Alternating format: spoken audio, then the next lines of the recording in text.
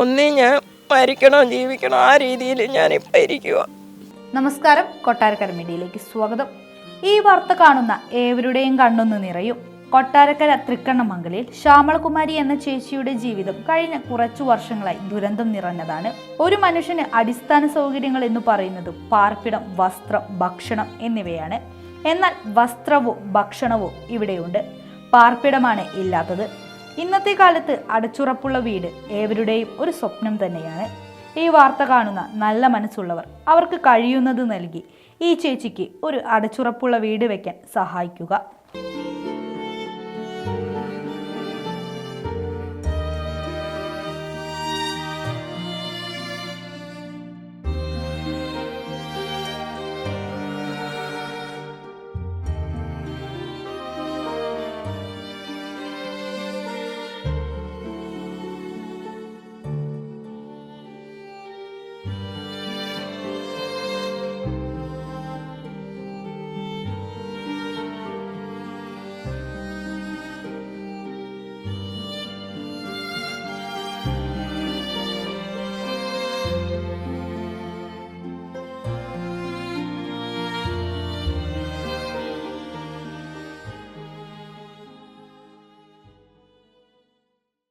എൻ്റെ പേര് ശ്യാമളകുമാരി എന്നാണ്.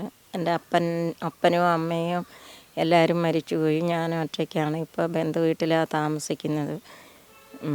ആരുമില്ല. ഇപ്പോൾ ലോട്ടറി കച്ചവടമാണ്, ലോട്ടറിയിൽ നിന്നൊന്നും കിട്ടാനില്ല. പിന്നെ എൻ്റെ വീടിൻ്റെ അവസ്ഥ ഇങ്ങനെ, ഈ വീടൊന്ന് വൃത്തിയാക്കിയിട്ട് ഇവിടെ താമസിക്കണമെന്ന് ആഗ്രഹമുണ്ട്. അപ്പോൾ നാട്ടിൽ ഉള്ള നല്ലവരായ ആൾക്കാർ ഇത് കാണുമ്പം മനസ്സിലാവുമല്ലോ എൻ്റെ അവസ്ഥ. ഈ ടിക്കറ്റ് ഒന്നുമില്ല. ഇപ്പം ഞാൻ ഒരുപാട് ദുഃഖത്തിലാണ്. ബന്ധു വീട്ടിലാണ് ഞാൻ ഉറങ്ങുന്നത്. അപ്പോഴെന്നും നമ്മൾ അസുഖമൊക്കെ വന്നു കഴിഞ്ഞാൽ ബന്ധു വീട്ടിലും ഉറങ്ങാൻ പറ്റത്തില്ലല്ലോ. എനിക്ക് ആഹാരവും വെളിയിൽ നിന്നാണ് ഞാൻ കഴിക്കുന്നത്. എനിക്ക് ഈ ടിക്കറ്റ് വീട്ടിൽ നിന്നും ഒന്നും കിട്ടാനില്ല. എൻ്റെ അവസ്ഥ ഈ കാണുന്നവർ എൻ്റെ വീടൊന്ന് വൃത്തിയാക്കാനുള്ള എന്തെങ്കിലും ഒരു സംവിധാനം എനിക്ക് ഉണ്ടാക്കി തരണം. അല്ലാതെ എനിക്ക് ആരുമില്ല. ഇപ്പം ഞാൻ ലോട്ടറി കച്ചവടം ചെയ്യുന്നത് അമ്പലക്കര വാറിൽ അണ്ണനുണ്ടായതുകൊണ്ടാണ്.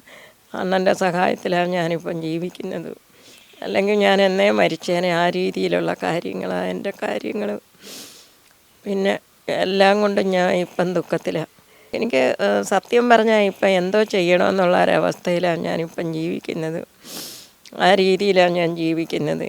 എനിക്ക് എങ്ങനെയെങ്കിലും ഈ വീടൊന്ന് വൃത്തിയാക്കി ഇവിടെ താമസിച്ച് മരിക്കണമെന്നാണ് എൻ്റെ ഒരു ആഗ്രഹം. പക്ഷെ അത് നല്ലവരായ നിങ്ങൾ വിചാരിച്ചാലെല്ലാം നടക്കുമെന്നാണ് എൻ്റെ ആഗ്രഹവും. അങ്ങനെ സാധിക്കുമെന്നുള്ള ഒരു പ്രതീക്ഷയുണ്ട് എനിക്ക്.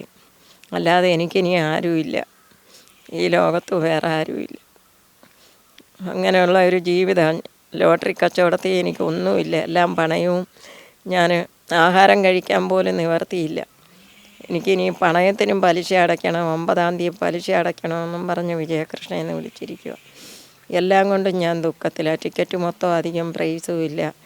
ഞാൻ ഈ 60, 120 ടിക്കറ്റ് എടുത്ത് വിറ്റിട്ട് എനിക്ക് അതിൽ നിന്ന് വണ്ടിക്കൂലി, ആഹാരം, ഇതെല്ലാം, പിന്നെ എൻ്റെ വീടിൻ്റെ കാര്യം എല്ലാം കൂടെ എന്നെ ഒരുപാട് തളർച്ചയിലാക്കുക. ഞാൻ ആ രീതിയിൽ തളർന്ന് ജീവിക്കുക. അപ്പം കരഞ്ഞുകൊണ്ട് ഞാൻ നടക്കുന്ന ഒരവസ്ഥയാണ്. പിന്നെ ആ ബാറിൽ ചെല്ലുമ്പോൾ എല്ലാവരെയും കണ്ടുള്ള ആ ദുഃഖങ്ങളും അണ്ണൻ ഒരിക്കലും ഒരാപത്തും വരുത്തല്ലേ നമ്മൾ ദൈവത്തോടെ പ്രാർത്ഥിക്കും. ആ അണ്ണനുണ്ടായത് കൊണ്ടാണ് ഞാനിപ്പം ജീവിച്ചു പോകുന്നത്. ഇല്ലെങ്കിൽ ഞാൻ എന്നേ മരിച്ചേനെയായിരുന്നു. ആ ഒരു കണ്ടീഷനിലെ ജീവിതമാണ് എൻ്റെ ജീവിതം. ഇല്ല, എനിക്ക് ആരും ഇല്ല, വേറെ ആരുമില്ല. എനിക്ക് ഒറ്റയ്ക്കേ ഉള്ളൂ. ഇപ്പം ഞാൻ ബന്ധക്കാരുടെ വീട്ടിലാണ് ഉറങ്ങുന്നത്. എൻ്റെ വീട് തൃക്കണ്ണമംഗല. ഞങ്ങൾ ആശാരിമാരാണ്. എൻ്റെ അപ്പൻ കണക്കനായിരുന്നു. അങ്ങനെ പണിത വീട്ടുകളിൽ നിന്നൊക്കെ പഴയ വീട് പൊളിച്ചതൊക്കെ ഇരിപ്പുണ്ട് തന്നത് എനിക്ക്. പക്ഷേ നമുക്ക് പണിയിക്കാൻ പൈസ ഇല്ലാത്തതുകൊണ്ട് നമ്മളിങ്ങനെ വിഷമിക്കുക.